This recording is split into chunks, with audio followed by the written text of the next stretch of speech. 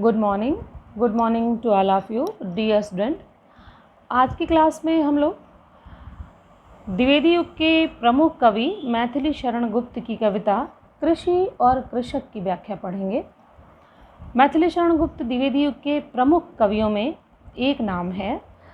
द्विवेदी युग की जो कविता है उसमें देश प्रेम की भावना बहुत ही व्यापक स्तर पर दिखाई पड़ती है। अधिकांश कवियों की रचनाओं में ये राष्ट्रीयता की भावना, देश प्रेम की भावना दिखाई पड़ती है। चूँकि देश उस समय आज़ाद नहीं हुआ था, इसलिए राष्ट्रीयता, देश प्रेम की भावना कविता का मुख्य स्वर था। मैथिली शरण गुप्त अपनी देश प्रेम की कविताओं के कारण ही राष्ट्र कवि की उपाधि से विभूषित किए गए थे और राष्ट्र कवि के रूप में हमारी जनता, हमारा साहित्य जगत मैथिली शरण गुप्त को राष्ट्र कवि के रूप में जानता है। और इस कवि की जो प्रसिद्धि का आधार ग्रंथ है वो भारत भारती है। भारत भारती के अलावा और भी कई रचनाएं हैं मैथिली शरण गुप्त की। जयद्रथ बध, साकेत, नहुष, तमाम रचनाएं हैं। लेकिन जो द्विवेदी युगीन काव्य प्रवृत्तियां हैं उसके प्रतिनिधि कवि के रूप में भी हम मैथिली शरण गुप्त को देख सकते हैं।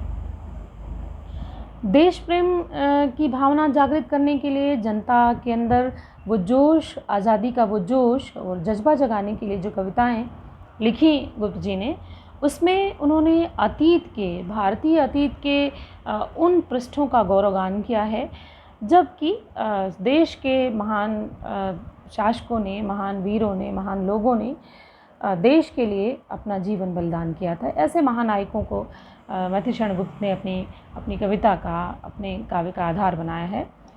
इसके अतिरिक्त देश प्रेम केवल और केवल जीवन बलिदान करना या कहा जाए कि देश पर अपने हंसते हंसते फांसी चढ़ जाना ही देश प्रेम नहीं होता, या कन्याकुमारी से लेकर के उत्तर में हिमालय से लेकर दक्षिण में कन्याकुमारी तक फैले हुए देश के भूभागों का गौरवगान करना ही देश प्रेम नहीं होता, बल्कि इन भूभागों में रहने वाली जनता की सुख और समृद्धि की कामना भी, या कहा जाए ही, वास्तविक देश प्रेम है।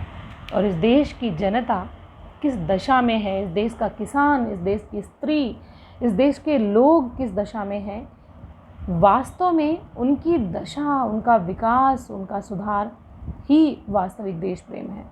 तो मैथिली शरण गुप्त जहाँ एक और अपनी कविताओं में, अपने काव्य संग्रहों में अतीत के नायकों का, उनके चरित्र का, उनकी वीरता का गौरवगान करते हैं, वहीं दूसरी ओर किसानों पर, मजदूरों पर, उनकी दशा पर, उनके कार्यों पर, उनकी अवस्था पर, या उनकी जीवन शैली क्या है, जीवन जीने का तरीका क्या है, उनकी आय का जरिया कितना है, कैसे वो कमाते हैं, इन सारी चीज़ों को भी अपनी कविताओं में उन्होंने जगह दी है। प्रस्तुत कविता भारत भारती संग्रह से ही ली गई है। इसका शीर्षक है कृषि और कृषक। इस कविता में भी कवि मैथिली शरण गुप्त ने भारतीय किसानों की दशा और भारतीय कृषि की दशा, भारतीय खेती, भारत में होने वाली खेती वैज्ञानिक या कहा जाए भौतिक संसाधनों से कहीं ज़्यादा प्राकृतिक संसाधनों पर आश्रित है, प्राकृतिक वर्षा पर आश्रित है। वर्षा हुई तो फसल अच्छी हुई, नहीं हुई तो किसान की दशा क्या हो सकती है, इसका सहज ही अनुमान लगाया जा सकता है। आप अंदाज़ा लगा सकते हैं कि जो खेती, जो किसान बहुधा प्रायः वर्षा पर निर्भर है, वह उसकी फसल, उसका लाभ वर्षा पर ही, प्रकृति पर ही निर्भर है। और प्रकृति ने उसका साथ दिया तो वह लाभ की स्थिति में है, और लाभ की स्थिति में होते हुए भी वो लाभ की स्थिति में नहीं हो सकता है। तो इन जो भारतीय किसान की जो दशा है वह कैसी है, उसकी माने जीवन पर्यंत मेहनत करने के पश्चात भी वह उसकी आजीविका, जो खेती है, मूलतः जो खेती ही उसकी आजीविका है, उस पर ही उसका जीवन निर्भर है, वो उससे कितना कमा पाता है, कैसे अपने परिवार का भरण पोषण कर पाता है, ये सारे तथ्य इस कविता में समाहित हैं, जिसे कवि ने 4-4 पंक्तियों के एक अंश में, एक खंड में प्रस्तुत करने का प्रयास किया है। तो अब हम कविता की व्याख्या देखें। अब ऋतु विपर्य तो यहाँ आवास ही सा है किए। होती प्रकृति में भी विकृति, हा भाग्यहीनों के लिए। हेमंत में बहुधा घनों से पूर्ण रहता व्योम है। पावस निशाओं में तथा हंसता शरद का सोम है। कविता का पहला अंश ही कवि ऋतु विपर्य की बात करता है। विपर्य विपरीत माने विरोधी अर्थ की, विपर्य माने विपरीत। प्रकृति में विकृति, होती प्रकृति में भी विकृति, हा भाग्यहीनों के लिए। माने प्रारंभ में ही हमने बताया कि भारतीय जो खेती है वो पूरी तरह क्या बहुधा शब्द इस्तेमाल किया है कवि ने इसके लिए। कह रहा है अब ऋतु विपर्य तो यहाँ अर्थात देश में अब माने प्रकृति कभी रही होगी जब वो 6 ऋतुएं अपने ऋतु के अनुसार आचरण करती रही होंगी। लेकिन कवि कह रहा है अब तो इस देश की ये दशा है कि ऋतुएं भी विपर्य पर उतर आई हैं, ऋतुएं भी विपरीत आचरण करने लगी हैं। माने पावस ऋतु अर्थात वर्षा ऋतु माने वर्षा ऋतु में वर्षा होनी चाहिए, लेकिन ऋतु विपर्य का मतलब क्या हुआ कि ऋतु यदि अपने विरोधी आचरण कर रही है, अपने नेचर के विपरीत आचरण, अपनी प्रकृति के विपरीत आचरण कर रही है, इसका मतलब वर्षा ऋतु में वर्षा नहीं हो रही है। तो कह रहा है कि इस देश में मानो ऋतु का विरोधी आचरण, विपरीत आचरण ने यहाँ पर अपना आवास ही सही है किए, अपना घर बना लिया है। माने भारतीय जो ऋतुएं, भारत में वैसे भी 6 ऋतुएं हैं, बड़ी समृद्ध मानी जाती है यहाँ की ऋतुएं। विदेशों की तरह यदि शीत है तो शीत ही वर्ष पर्यंत नहीं है, बल्कि वर्ष पर्यंत 6 वातावरण 6 ऋतुएं बदलती हैं और ऋतु के अनुसार, समय के अनुसार ऋतुएं अपना आचरण भी करती हैं। शीत ऋतु में शीत पड़ती है, ठंड पड़ती है, लेकिन माने प्रकृति में ये बदलाव आया है। जिस प्रकृति पर, जिस प्राकृतिक संसाधनों पर निर्भर है खेती, उसने भी विपरीत, वह भी किसान के विपरीत हो गई है। होती प्रकृति में भी विकृति, हाँ भाग्यहीनों के लिए। माने प्रकृति में भी यदि कोई विकार आ गया है, कोई विकृति आ गई है, विकृति माने कृति और विकृति। विकृति माने जैसे कोई बिगाड़ हो जाना, खराब हो जाना, कोई अंग, शरीर का कोई अंग खराब हो जाता है तो कहते हैं उसके शरीर में ये विकृति आ गई है।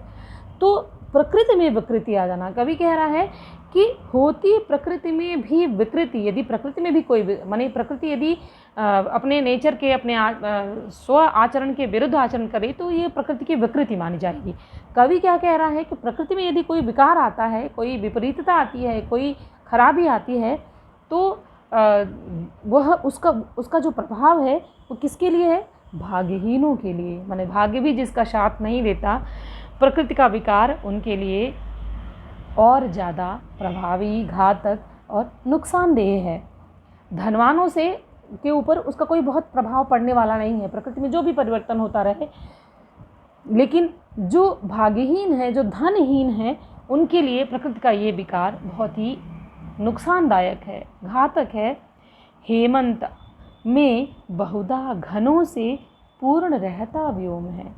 6 ऋतुएं जो हैं, ग्रीष्म, पावस,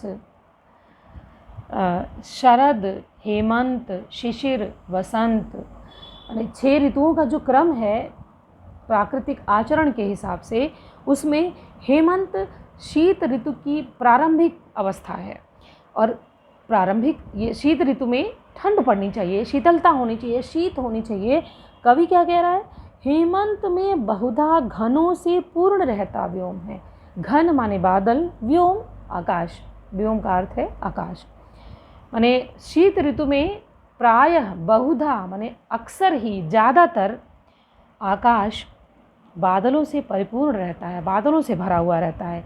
जबकि यानी एक और प्राकृतिक प्रभाव, आकाश में बादल होते हैं, यदि शीत ऋतु में आकाश में बादल होते हैं तो शीत के बजाय गर्माहट होती है, वो शीत उतनी नहीं पड़ती। कवि कह रहा है ये ऋतु विपरीत आचरण है, ऋतु विपर्य आचरण है, ये प्रकृति की विकृति है। उसको उदाहरण से समझा रहा है कवि कि बहुधा ऐसा होता है कि आकाश में हेमंत ऋतु में भी जबकि शीत पड़नी चाहिए, आकाश बादलों से भरा हुआ रहता है, परिपूर्ण रहता है। और दूसरी पावस, अर्थात वर्षा ऋतु। निशाओं में माने वर्षा ऋतु की रात्रियों में, वर्षा ऋतु की रातों में भी हंसता शरद का व्योम है। कवि ऋतुओं के नाम लेकर के उदाहरण देते हुए समझा रहा है। शरद ऋतु ऐसी ऋतु मानी जाती है जब वर्षा का अंत है, बिल्कुल वर्षा समाप्त हो जाती है और आकाश बादलों से रहित, बिल्कुल खिला हुआ, खुला हुआ, निरभ्र आकाश, बादल रहित आकाश, और ऐसे में शरद ऋतु का चंद्रमा सुशोभित होता है अपनी समस्त किरणों के साथ। लेकिन कवि कह रहा है जबकि आकाश, पावस ऋतु का आकाश, पावस ऋतु की रात्रि में आकाश बादलों से, घनघोर बादलों से घिरा होना चाहिए, ऐसे समय में ऋतु विपरीत आचरण क्या है कि शरद का सोम, शरद का चंद्रमा अर्थात आकाश बादल रहित हो गए हैं और चंद्रमा हंसता हुआ है, अपनी संपूर्ण ज्योत्सना चांदनी के साथ खिलखिलाता हुआ आकाश में दिखाई पड़ रहा है। जबकि पावस ऋतु की रात्रि का आकाश घने बादलों से भरा हुआ होना चाहिए।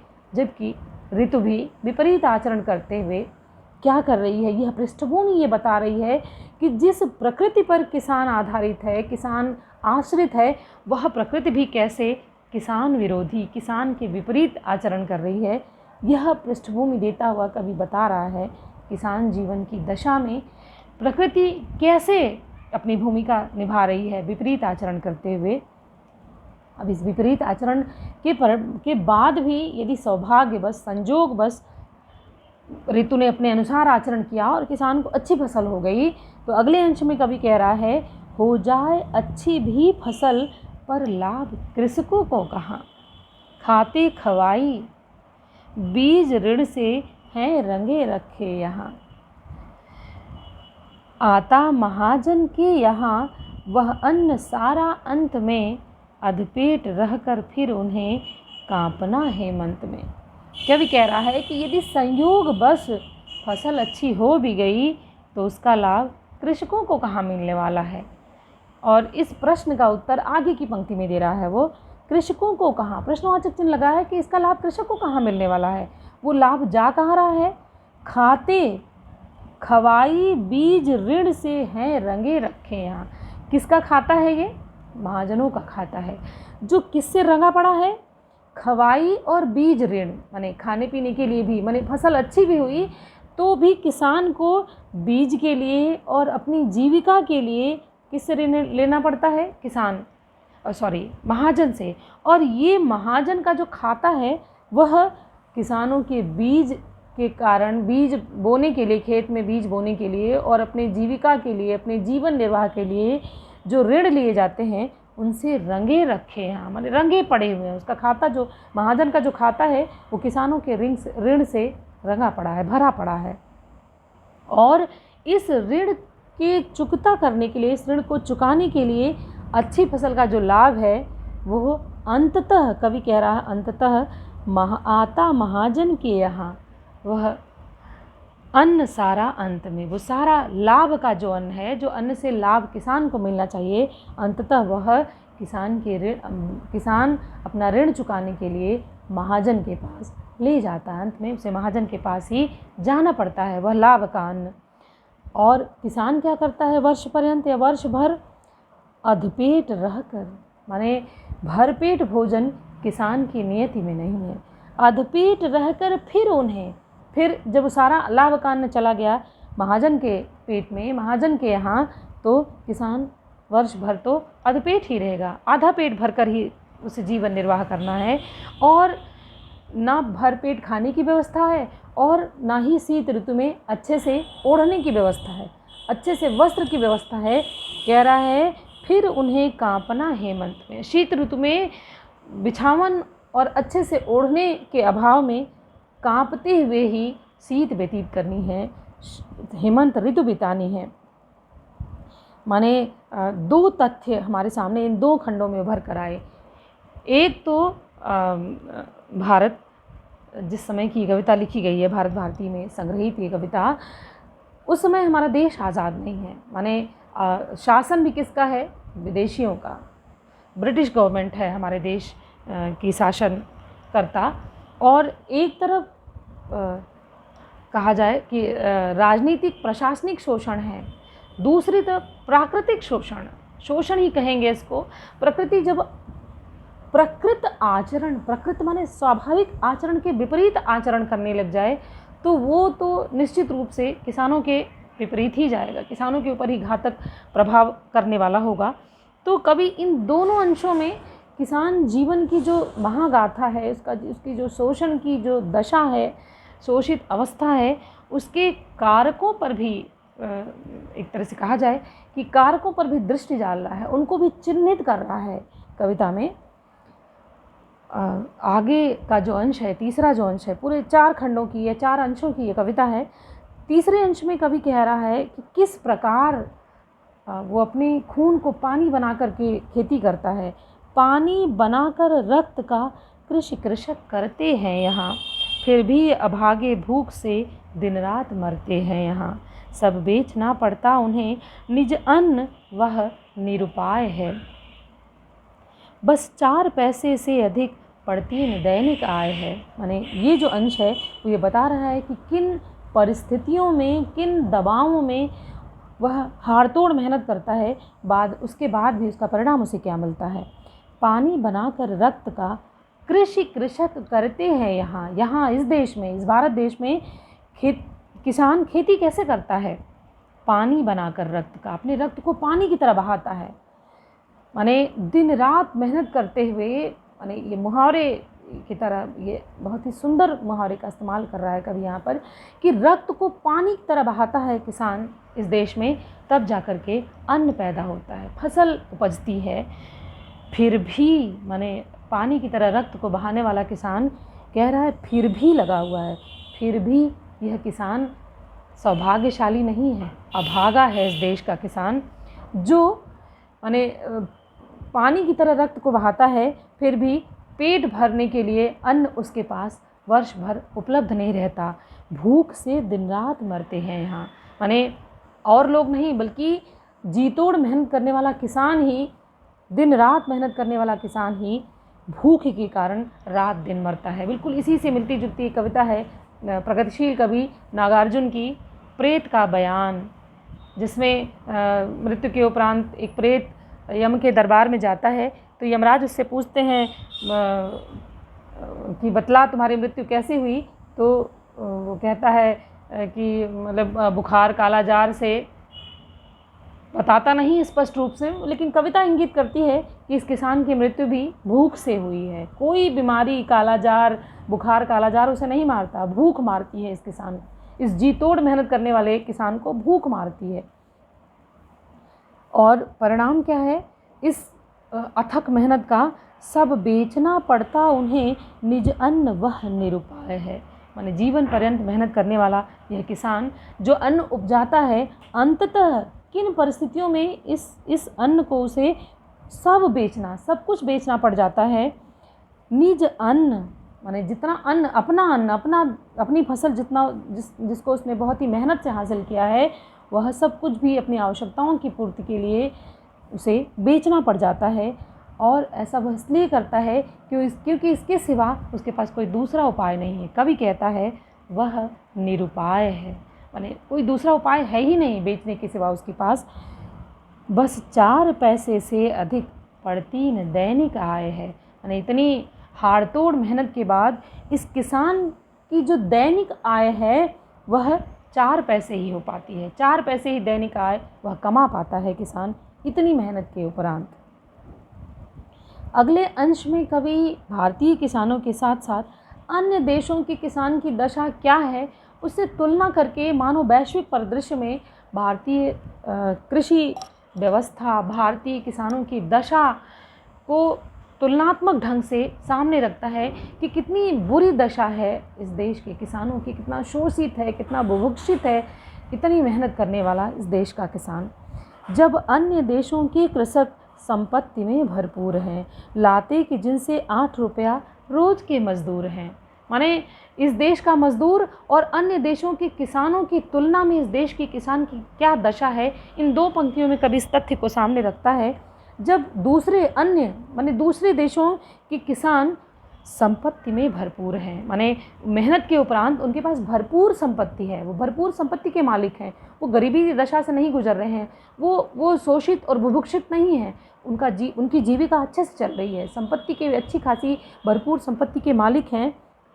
ऐसी दशा में, ऐसी स्थिति में भारतीय किसान की दैनिक आय मात्र 4 पैसे है।